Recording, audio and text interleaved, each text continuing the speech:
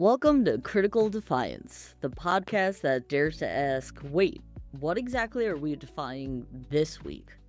Bobby Sox here, your resident digital freedom fighter, along with my co-host and partner in defiance, Niels. It's Monday, April 14th, 2025, and folks, I've been spending way too much time staring at glowing rectangles lately. You know the drill, the endless scroll, the next big thing promising to solve all our problems, usually while creating 3 new ones and 2 privacy issues at the same time. We're constantly bombarded with the holy gospel of the tech bro, that visionary savior in their minimalist sneakers and ecologically sound t-shirt, telling us how their algorithm or platform is going to revolutionize, well, everything. From hailing a ride to finding inner peace through an app, the promise is always the same. Faster, better, more disruptive. But what happens when all this disruption starts to feel a little like techno-tyranny? Think about it. We're told the gig economy is innovative, but are we really celebrating the erosion of worker protections? We marvel at the connectivity of social media, but are we turning a blind eye to a mental health crisis and the spread of misinformation it fuels? And all those shiny smart devices in our homes, are they making our lives easier or just turning us into data points in someone else's profit model? This week, we're pulling back the curtain on the cult of disruption. We'll be dissecting the rhetoric, examining the real-world consequences, and asking whether all this relentless innovation is truly progress for all of us, or just a select few who are cashing in on the chaos. Join us as we challenge the narrative that faster is always better and that breaking things is always the path forward. It's time to defy the dogma of disruption. As always, you can follow us, sign up, and find out more about the show over at criticaldefiance.com. Don't forget to subscribe to us over on Spotify or in your favorite podcast app. Hit the like button like it owes you money, and tell your friends. If you'd like to donate and help boost our efforts, you can head over to buymeacoffee.com/criticaldefiance or pledge your support on our website.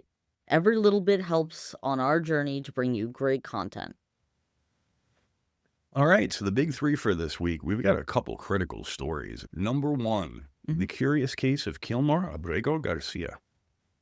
This poor man.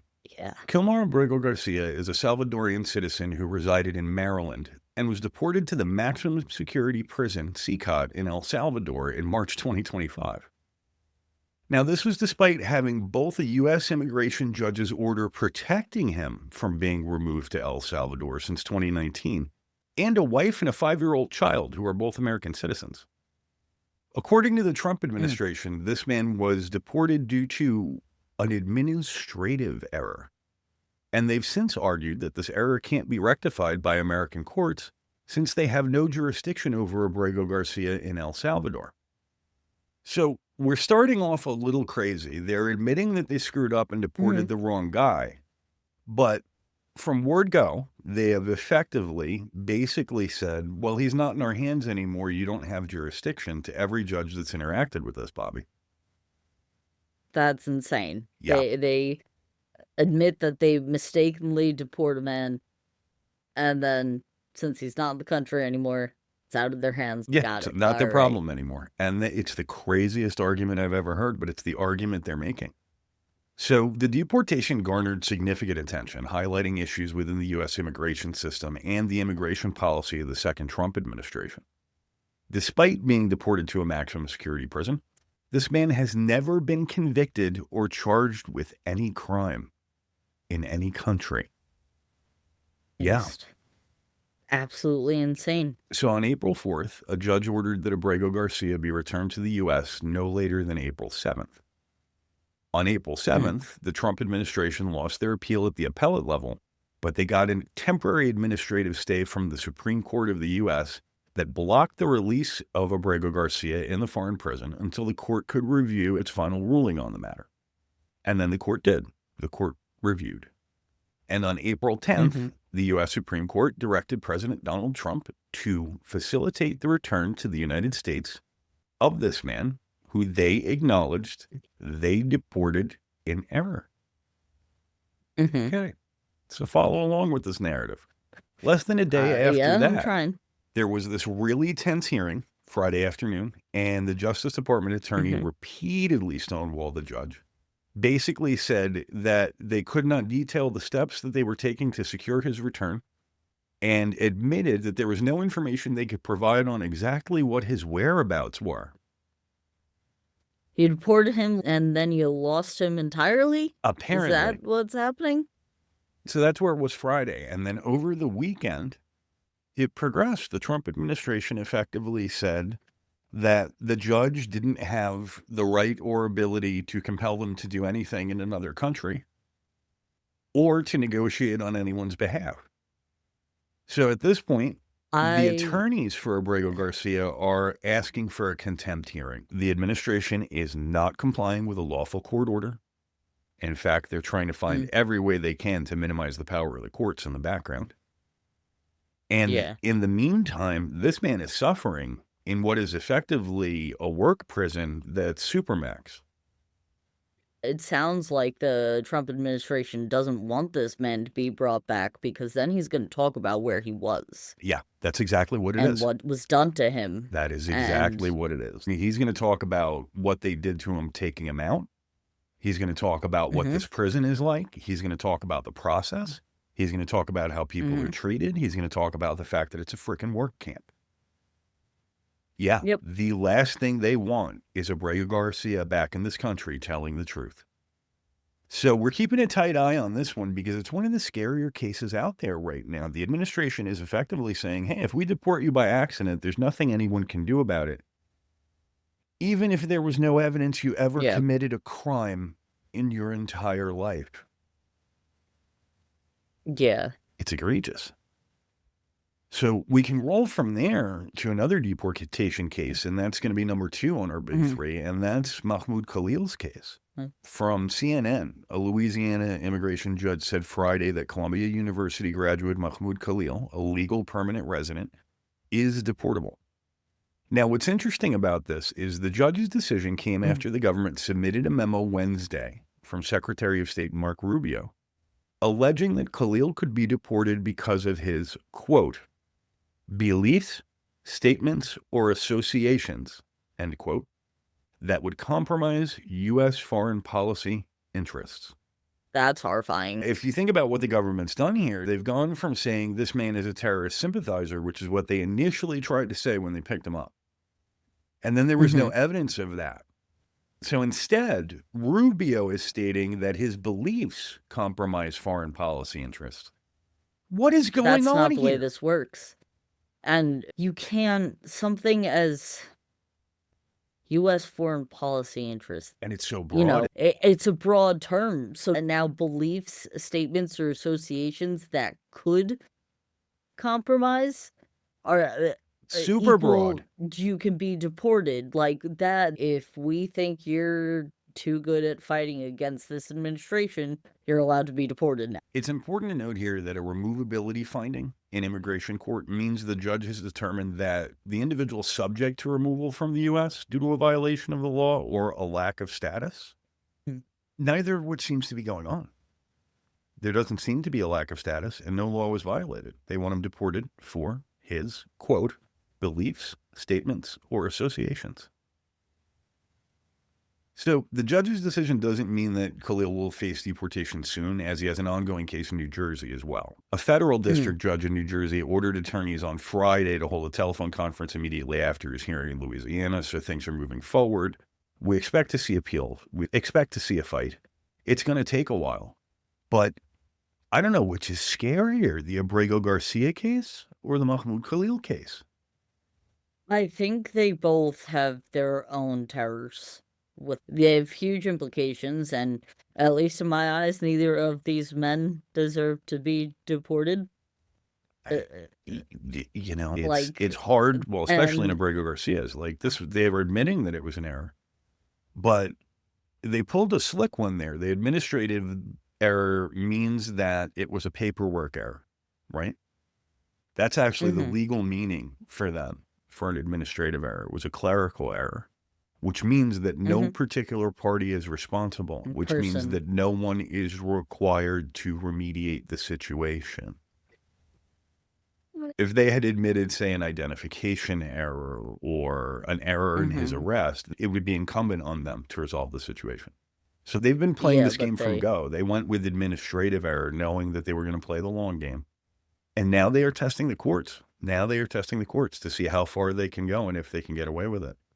And this may be the one. This may be the one that we have to call the opening salvo in the constitutional crisis with the Trump regime. And then speaking of Trump and the Trump regime, did you see what happened in the markets last week? We did the tariff two-step tango again. What are we... Tariffs are on. Wax Tariffs on, are wax off. So Trump is facing I don't... accusations of market manipulation for this because he posted on Truth Social that it was a great time to buy a couple hours before he made a U-turn on this trade war that he said he was never going to back down on. The other thing that was interesting was when he said it was a good time to buy, he signed off DJT. He never uses his initials to sign off his tweets. DJT is the stock ticker for Truth Social. Oh. So how much more obvious does it have to become that our elected officials are manipulating the economy for the gain of themselves, the wealthy, and the wannabe oligarchs? Marjorie Taylor Greene bought on the dip and sold on the peak, as if she knew what was going on behind the scenes. So I think we need to know. I think we all need to know who the hell else knew, and just how many retirements, how many nest eggs, how many college funds were destroyed to make a select few people who are now in power wealthier. We need to know. This is bullshit, and it's just another level of bullshit. It is. Like, I don't even know anymore. It also feels like they are using the biggest, most flashy, controversial things that they could do with the word tariff in it, so then we're all paying attention to that, so then we're not really seeing what other things are going on behind the scenes. You know, this man's pockets logic are being lined. Comes out of a blender, I think. Because now we're standing in a situation where the Chinese tariffs are around 145%, right? Other global tariffs, for the most part, have been paused. But now Trump is putting in an exemption for laptops and cell phones because he knows if the prices of basic computing and communications go up, people are going to go nuts real fast. So that creates this back-assward situation where now if an American manufacturer brings parts in from China to build a computer, they have to pay 145% tariff on it. So tell me again, this is about bringing jobs back to America and how great our factories are. It's about lining pockets that are already bursting at the seams. Yeah, that's exactly what it is. Fun times with the news of this week. But those are the three biggies, and those are the three that we recommend you guys really keep your eyes on because they have huge meaning and huge implications for the future of this country, especially the Abrego Garcia case. If the government can just rip you off the street, deport you without due process, you know, that means proof and a hearing, and then say, oh, we screwed up, but we can't get him back because now he's in the hands of a crazy dictator in a work camp. Whoopsie. We have more than a problem. We are not America anymore. Yeah. Land of the what and the home of the who? Speaking of who we are, I know we had that set as our big three for this week, but I did also want to mention the SAVE Act, which we talked about in earlier episodes, about needing multiple forms of identification to be able to register to vote and how that would affect, you know, married women. So that's gone through the House.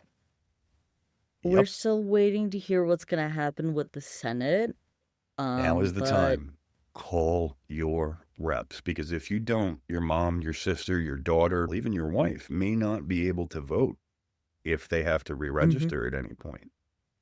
The point of this law is supposedly stopping non-citizens from voting. But let's be honest, non-citizens don't vote. It's not a real problem. There are more fraudulent votes from American citizens than non-citizens attempting to vote. End of discussion. So the premise of the law is bullshit. What it's about is disenfranchising millions and millions of people so that they can't vote, so that the current regime can more easily remain in power. What they're trying to do is cripple your ability to vote and cripple the opposition party, the Democratic Party, in such a way that from the outside, it looks like our country has two parties and has elections. But realistically, we really have one party that has a shot and one party that doesn't if we weigh the system the right way. And this is one of the ways they are trying to rebalance the system in their favor. Can't let it happen. If you do let it happen, 69 million women in America may not be able to register to vote without coming up with new documentation. Proof of citizenship, specifically. Proof of citizenship. There's your passport. What is it, $145 to get a passport? So there's your poll tax, kids. If you're too poor, vote. Yep. So, the SAVE Act. Watch out for this one. Keep an eye on that one. And, contact your reps. We will put links in the show notes. So, crazy news week. So, big three with a little extra fourth that snuck in, but it was a worthy fourth.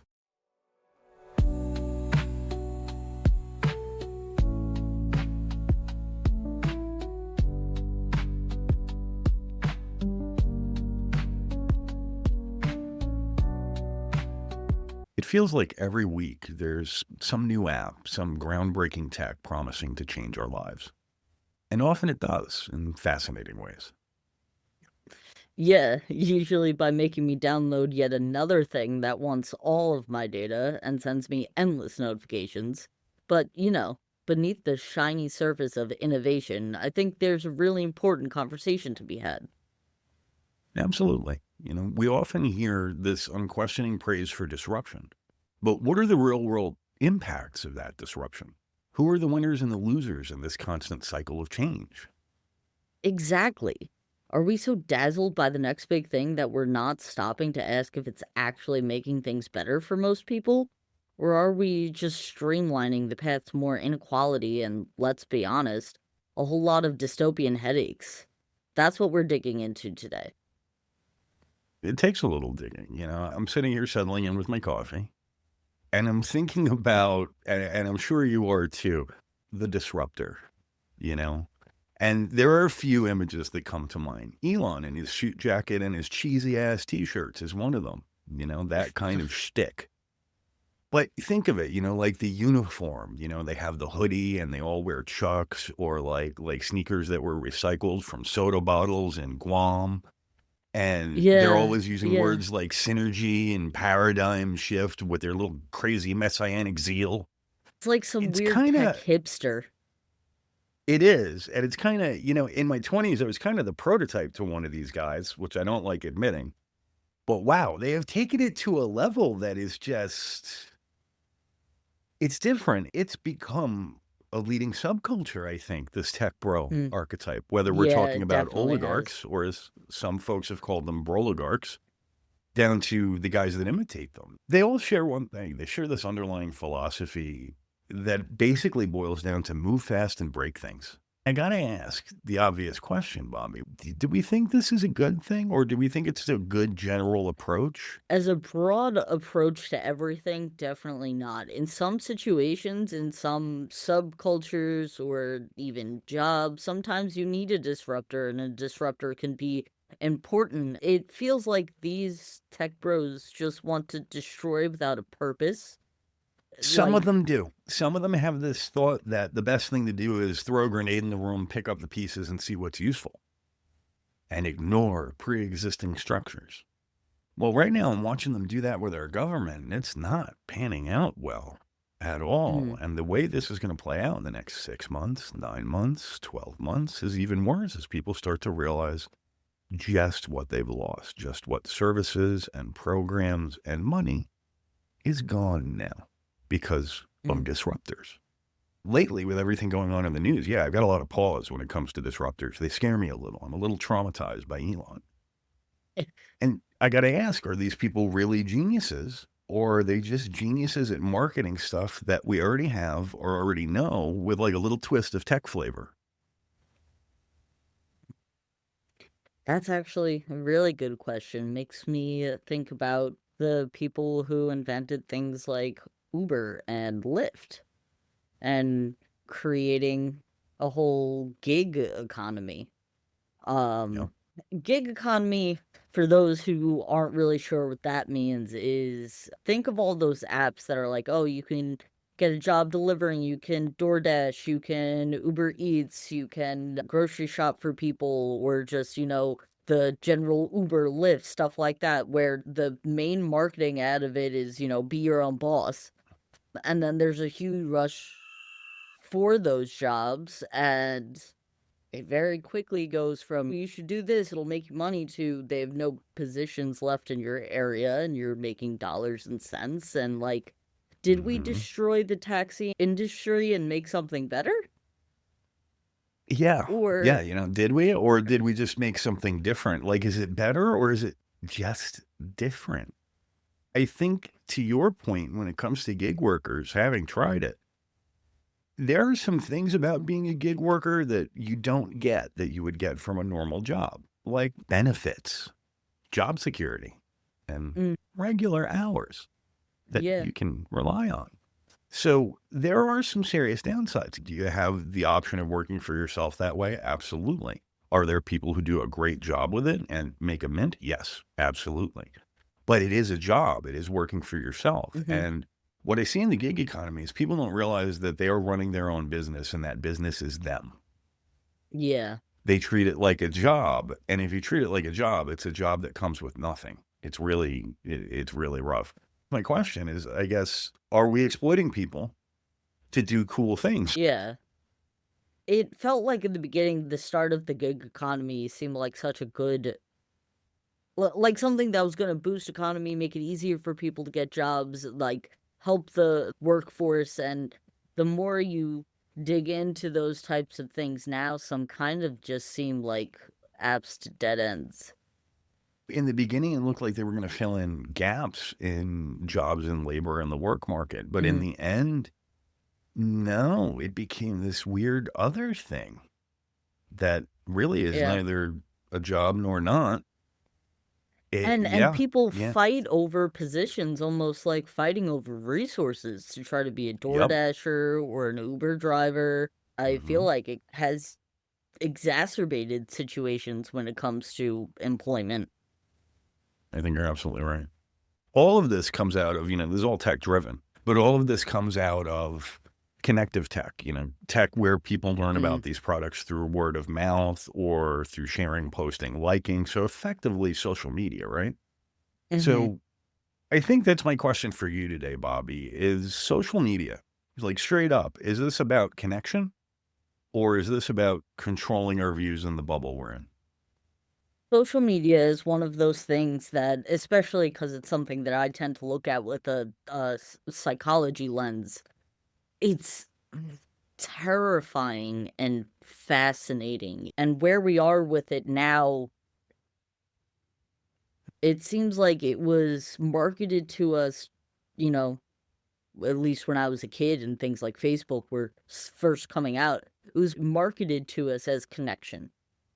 But Yeah, way to the keep up with your friends, more your family. But as time went on and more things got updates, or there's new ads for this, or now you have to make sure everything you download, like, do you want it to send you notifications or not? Do you want it to take what you do in that app and have all your Share it with ads this in app. your Is other it app? Like, listening? And I think if we look at the progression of it, right, I think what they did was introduce social media a couple decades back. We had the beginnings of it. mm, And at the time when it was new, it was all about making it addictive. It was all about getting traffic. oh, It was yeah. all about getting you there and getting you to stay on there and getting you there as many times a day as possible. It's where we invented modern clickbait. And I think they took that. I think they profiled us and took all that information Mhm. and said, okay, now we've got them hooked. Now we can control the narrative. Mm. And a fun thing I want to talk about, well, maybe not fun, but fun fact when it comes to the addiction factor of social media. So there are some psychological studies behind colors and what colors can do to your brain. And Right. blue is a color that keeps your mind active, awake, engaged. If we look at some social media like Facebook, Twitter, Tumblr. Oh, Blue What Sky. color are those apps? They're all blue dominant. Yeah, I never yeah. noticed Or, that. I mean, on the flip side, red and yellow can make you hungry. So, I mean, you look at McDonald's and you have that. When you Okay. think about the fact that blue keeps you awake and alert, and then you look at all the colors of the main social media apps, you're like, oh, Oh, they wow. really do want me on here all night. It's a little more intentional, I guess, than even we thought it was. Yeah, definitely. Yeah. Clickbait is another Ugh. place where we feed the algorithm our bias, right? You follow the clickbait and you do it 2 or 3 times, and suddenly those are the only types of stories you're ever getting again for the rest of your life. Like Facebook has decided. Yeah, yeah. Yeah, and until you like try to wipe your history or something, and you're just like, please, I liked this one video this one time, and now the algorithm says all I want is videos on hot dogs. Another thing when it comes to social media and its addictiveness, one is the mental health toll that any addiction takes on people, and two, it's been linked to increased anxiety, depression, and body image issues. People being addicted to seeing other people's lives through screen all day, looking at photos that they don't know if they're photoshopped or not, but most people assume are real first. Issues that came out of social media, oh, That it we was didn't see coming, planned. but now we're living with Yeah. it. So, a question I actually had for you was about Mm. smart technology. And just, is it really just there to take all of our information? The audience is Yeah. still getting to know me, but my life is very smart, in quotes. Like smart everything. I have smartphone, smart watch, smart earbuds. I have smart speakers, and my computers have neural processing units. It's a very smart place around here.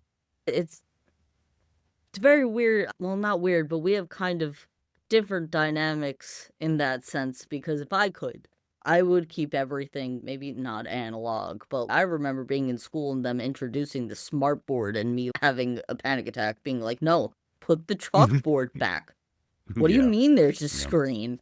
What do you mean you're not pulling this out? And like, I remember also growing up with that Disney movie Smart Home. Never saw it.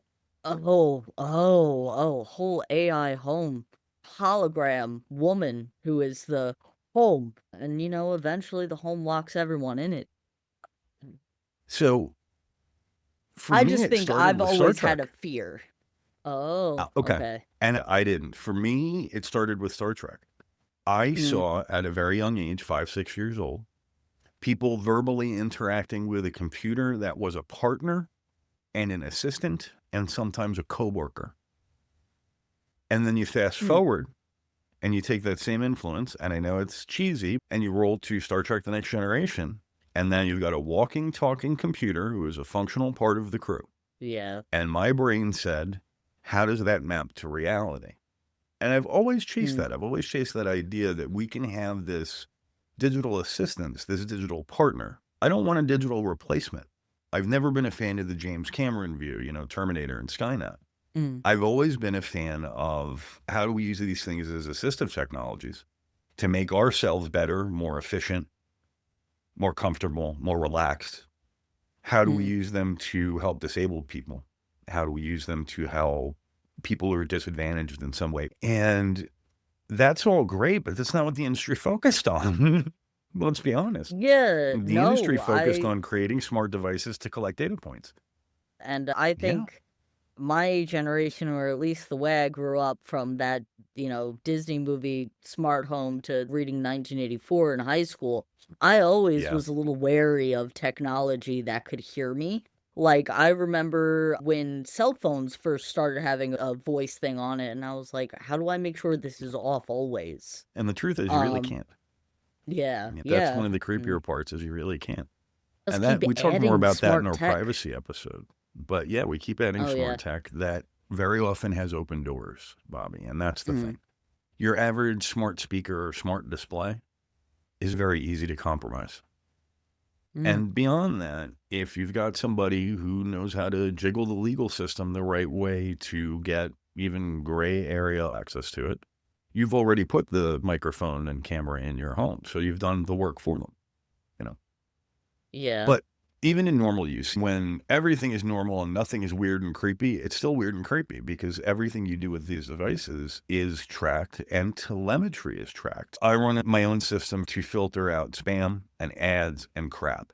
That system also catches what my smart devices do. I'll give you a couple of examples of where it gets weird. My monitor, my computer monitor, contact its software vendor about once every 60 seconds with an update. My smart display, which is from a different manufacturer, phones home about once every 3 minutes with information on the room and the last time I've used it. Its data point log contains every time I've turned on or off any electrical appliance in my house, from light bulbs to anything that we've connected to the system. And all of that's being collected and used for God knows what. So yeah, it's a little weird. If you really want to dive into it, we talked about it a lot more in our privacy special. I would definitely recommend that one for not a deep dive, but sort of a good, well-rounded primer on the basics. We're going to do a deep dive further down the road, though. That's going to be cool. Yeah, I So- think we definitely should. We have all this tech, right? We have all these smart devices. And so many of these smart devices, there's a new one once a year or every 2 Yeah. years. Most things, it's once Yeah. a year. You know, think of your smartwatch or your phone. There's a new one once a year. Yeah. What people don't think about is, where does all this stuff go? Seriously. That is a Yeah, lot of 'cause- electronic waste. That is a lot of Yeah. rare metals and toxic materials. And Yeah, I couldn't tell you lithium? how many iPhones I went through in my iPhone phase. Where did those... I mean, they have those, cell phone recycle Very things ends. in the mall. Well, that's the thing. The recycling is where it gets interesting. They disrupted recycling with this. And yeah, they did. They made it not recycling. Most electronics that are recycled are effectively stripped, and then the boards are thrown in a vat of acid. And that dissolves and creates two things: sludge, which you then have to figure out what to do with that toxic waste, and basically small amounts of precious metals like gold, silver, copper that are left over after the acid burns off everything they were stuck to. And they strain that out, weigh it, and sell it. So, recycling, I don't in even- air quotes. Yeah, I don't even want to think about what that's doing to the air. Or And wherever this they is dump also- that goo sludge. So when we're talking about that type of recycling for phones, like that's what they were doing with old iPods and MP3 players and like that stuff Yep. too. It's pretty terrifying, the things that we do to the environment. But that's, there's a big output of the electronics industry on the world, and people don't think about it. Data centers. Think about the amount of energy consumed by data centers.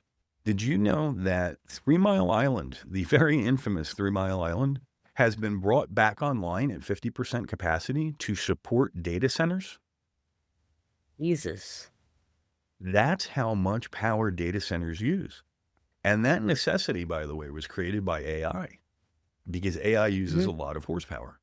So these data centers got bigger and hotter and harder to cool and power. So here we are moving forward, but at the expense of what? And now we've got a president who wants to burn coal to power this stuff, which, let's not even go there. I hear somebody say clean coal, and I just twitch, because there's no such fucking thing. Yeah.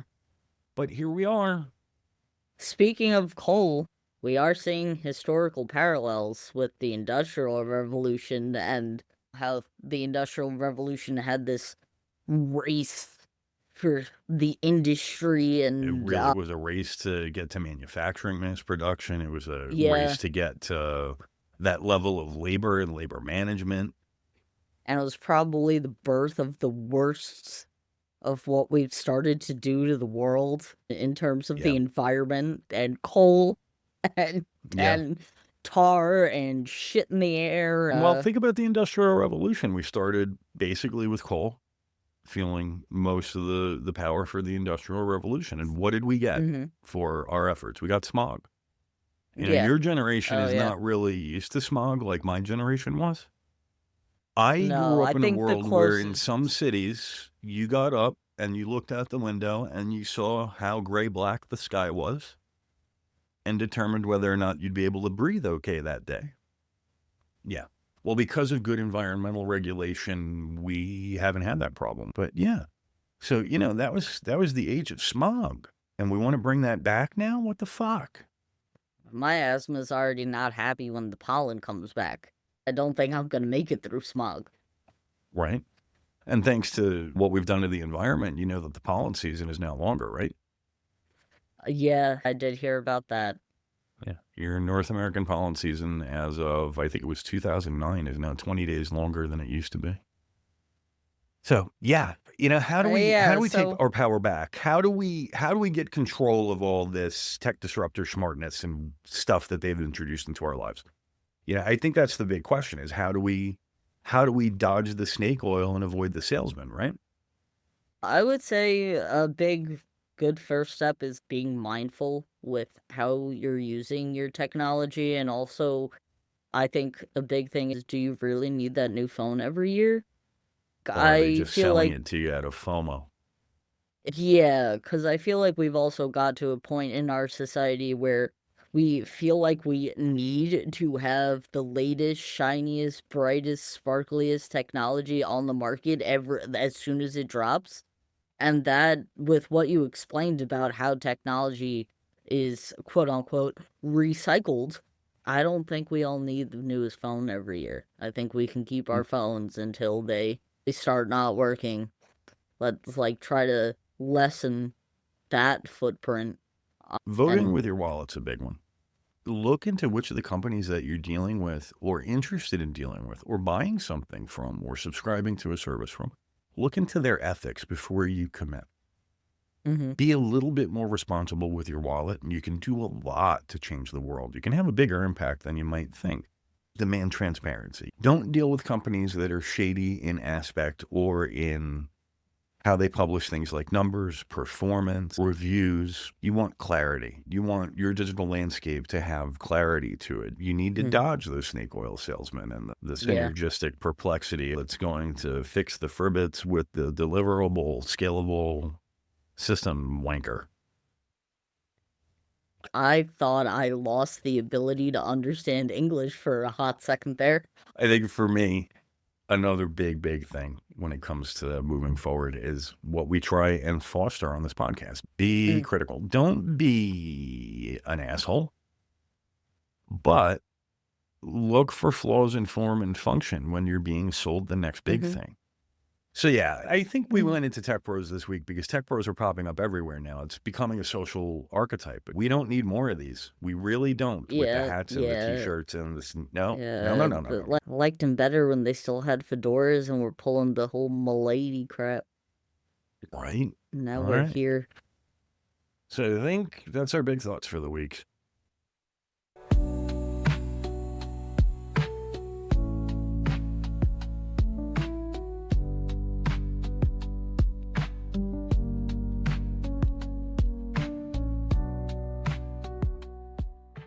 All right, folks, now it's time for this week's Freedom Fumbles. And this week, we're going to start in Lafayette, Indiana. Who saw this man? Mega Man. Holy shit. All right, so during the hands-off protest, not this previous Saturday, but the Saturday prior to the big one, we saw the birth of a movement, and it was beautiful. But at the protest in Lafayette, Indiana, a man pulled up, and he jumped out of his truck, and his wife started filming him berating the protesters. So obviously, we already know he's doing this for attention. Yeah. Okay. And things get aggressive. The protesters line up in front of him and basically say, no, not having this. Guy goes back to his truck and grabs a gun. He grabs a rifle. Doesn't grab a rifle like a grown man. He grabs the rifle by the barrel, but he's waving it around. One of the protesters headbutts him in the face, cracks his nose, blood all over him. And then he runs back to the car and takes off. He gets picked up by the cops. Protester gets picked up by the cops. They bring him to separate locations. Protester, misdemeanor battery. And yeah, he did. He hit the guy. We can't allow violence at protests. Yeah. But at the same time, are you kind of defending yourself and other people when a crazy MAGA dude jumps out of a truck with a gun and starts waving it around because he doesn't like your opinion? Yeah, that was... Yeah. It was funny to watch, though, because that man was upset. And for all the other MAGA men out there that are just having the worst showers of their lives, don't worry. Here it comes. Trump President is here Trump for saves you the day again. with his executive order on water pressure in shower heads. We can make sure that the MAGA shower cries are at the right water pressure I can't. to hide their tears. It's so much winning so bigly. I can't. You can't make this shit up. Yeah, And here we are, once again, you can't make this shit up. An executive order, because he doesn't like flow restrictions on shower heads that save the environment when he washes his, quote, beautiful hair. I didn't know that man The president washed went so any far part as to of say him. that current shower heads in America, you stand there and it drip, drip, drip, and you wait 15, 20 minutes to get wet. I want to know what planet this man lives on. I want to know. I want to go there. I want to visit. I want to maybe be a dignitary and find out what the problem is. Maybe that comes out of his mouth. Maybe there's somebody out there with a job that all of us wish we had, which is going around and making Trump's life miserable in the weirdest way possible. Right, throughout like his turning down the day. water pressure before he gets to the hotel. Yeah, so I that would he do can... that job. Right, I would do that. So that he comes out... If you're out there and you want to pay me. But, you know, we mentioned the protests. We mentioned our friend in Lafayette at the initial big hands-off protest. And, you know, that's one of our first big wins of the week is the hands-off protests. Because these guys, I think we're witnessing the birth of a movement. Yeah. It was 1,200 locations across all 50 states. And it was organized by more than 150 groups, civil rights organizations, labor organizations, LGBTQ, veterans, election activists, you name it. Yeah. So there was no single target for the administration to go after in terms of saying, oh, these are paid protests by who? And it's kind of the future of the game, distributed planning. Yeah. So kudos, bravo. And to top that all off, they had 500,000 RSVPs as of the Friday night before, and it looks like more than twice as many people showed up. That's great. Keep doing. Do not stop. That is just amazing. We have good gay news. Nice. Last week in Orange County, California, Councilman Mike Munzing tried to ban all flags except the American flag, specifically targeting the gay pride and trans pride flags. And this backfired spectacularly after hours of public outcry, and he tore up his own proposal as the council unanimously voted it down. So take that, MAGA Mike. Talk about freedom of speech in a country like this one, and then try and say you can only fly one flag. Absolutely not. Going to go over well, buddy. Absolutely not. So, we had some cool big wins. Yeah. Sometimes I do get overwhelmed with the amount of flags us queers keep making. I'm one of them. No, even as one of them. Just my people. Stop with the flags. How many do we have now? We have a lot. Anyway. All right, they are important. And now we get to keep them. We've become the flag brigade.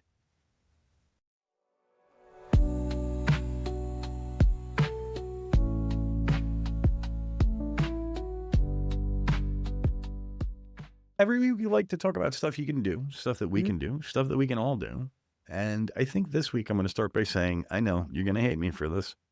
Start reading privacy policies. If you're brave, read the end user license agreement for things too, because these things actually matter. You want to know what's going on with your data when it's being used by things like your cell phone or your watch or even your television. You want to know what they're doing with your data. And the rule of thumb is if it has a privacy policy, they're probably collecting information about you. So get a sense of how your data is collected and used, and get a sense of if it's being sold or shared. That's a biggie. And what I always go off on, and I'm never going to stop, is voting with your wallet.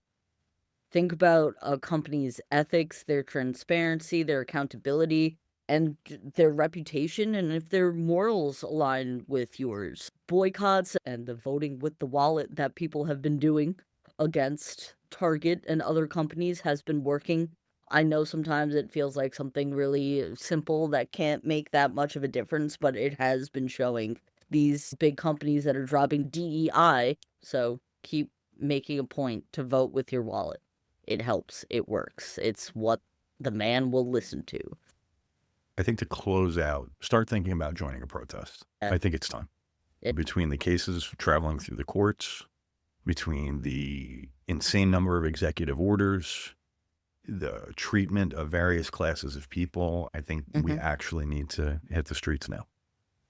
It is going to be too late if we don't. And that, dear listeners, brings us to the end of another thought-provoking dive into the swirling vortex of American politics and culture. But hold on to your hats, because next week we're tackling something that hits a little closer to home, literally. Ever feel like your local news isn't quite local anymore? Like maybe the folks telling you about the bake sale and the school board meeting are reading from a script written in some corporate skyscraper miles away? Well, you might be onto something. Next time on Critical Defiance, we're going to dive deep into an unsettling trend that we call local news under siege. We'll be unpacking how national media corporations are gobbling up local news stations and letting local papers to wither on the vine. What happens when the folks who are supposed to be our eyes and ears in our own communities become mouthpieces for prepackaged narratives? Spoiler alert, it's probably not great for us, the everyday people just trying to figure out what's going on down the street. We'll be digging into the consequences of this media consolidation, from the potential for biased reporting to the very real risk of our communities going dark when it comes to the truly local information. Your trusted local news might be less trustworthy than you think these days. So tune in next week for Local News Under Siege. What happens when our communities go dark? We promise to shed some light on this increasingly shadowy corner of our media landscape. You can find us wherever you get your podcasts, and don't forget to tell your friends. The more of us who are awake to this stuff, the better. If you'd like to check out the show notes, sign up for our newsletter, or find out more about us, head over to criticaldefiance.com. Don't forget to add us on Spotify or your favorite podcast app, hit the like button wherever you can, and follow us on social media. You can find out where on our website or search for us like it's the Dark Ages. We're thanking you in advance because it's really important to get our subscriber numbers up, and though we have a lot of listeners, we haven't gotten you all to hit the button yet. So go hit those buttons. Yeah, and remember folks, just because it's new and fancy doesn't automatically make it good for you or society. Keep asking the tough questions. Don't just blindly accept the hype of every new innovation. Your critical thinking is your best defense against the tyranny of trendy tech. We want to hear what you think too. What are some examples of disruption that have left you scratching your head? Head over to the comment section for this episode on our site, criticaldefiance.com, and join the conversation. And if some tech bro tries to sell you an NFT that will revolutionize your cat photos or a smart pillow that monitors your dreams, maybe just politely decline. Or run, for freedom. Until next time, stay curious, stay critical, and stay defiant.